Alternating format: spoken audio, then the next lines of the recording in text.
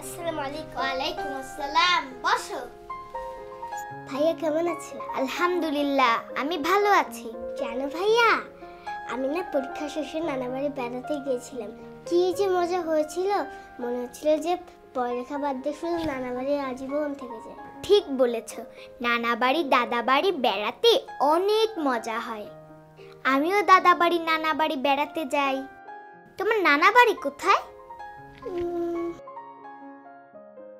সে তো মাই জানে। আচ্ছা, তোমার দাদা বাড়ি কোথায়? সে তো বাবাই জানে। তোমার নানা ভাইয়ের নাম মনে আছে ভাইয়া?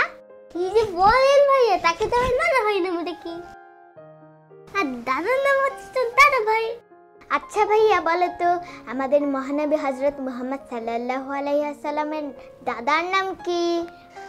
আমাদের নবী হযরত মুহাম্মদ সাল্লাল্লাহু আলাইহি ওয়াসাল্লামের দাদার নাম হলো আব্দুল মুত্তালিব, আর তার নানার নাম হলো ওয়াবা ইবনে মানাফ। ঠিকই বলেছে ভাইয়া।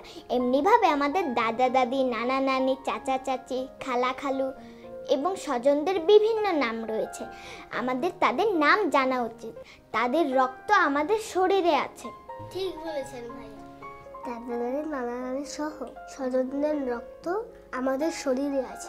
আমরা দাদা দাদি থেকে পেয়েছি বাবাকে, নানা নানি থেকে পেয়েছি মাকে। তারা না থাকলে কোথায় পেতাম বাবা, আর কাকে ডাকতাম মা বলে?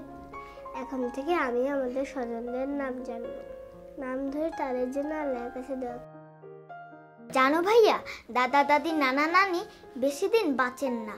আমার নানা ভাইও আল্লাহর দরবারে চলে গেছেন। এখন আমি আর নানা ভাইয়ের সাথে খেলতে পারি না, আমার নানা ভাই অসুস্থ, তার জন্য তখন আসুন আমরা সবাই স্বজনদের নাম জানি, তাদের জন্য আমরা আল্লাহর দরবারে দোয়া করি। আমিন।